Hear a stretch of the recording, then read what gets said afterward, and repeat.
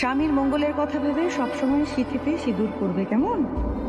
তোমার পুণ্যের জোরেই আমার ঋষির আয়ু বাড়বে, কারণ স্ত্রীর পুণ্যেই স্বামীর পুণ্য হয়। আমার ঋষি ভালো থাকবে।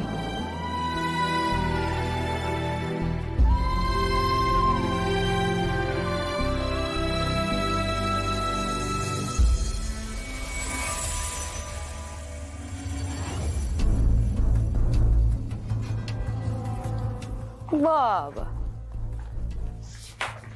তোকে হেভি লাগছে রে, তোকে নকল বসেছে।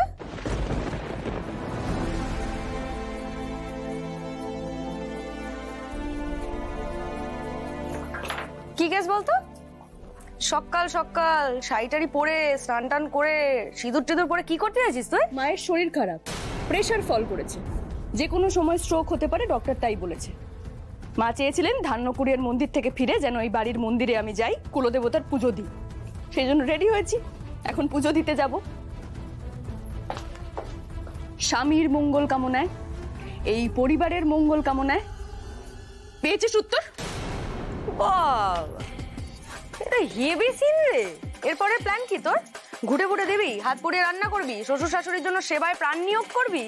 ফাটাফাটি তো, পুরো বাংলা সিনেমার নায়িকা ভাই, ফাটিয়ে দিচ্ছিস তো তুই। কার জন্য হয়েছে এগুলো? চুপ করে আছিস কেন বল? আমি চাইনি ওই মানুষটার প্রতি আমার রাগ ঘেন্না আমি এইভাবে প্রকাশ করতে চাইনি, তুই জানতিস সেটা।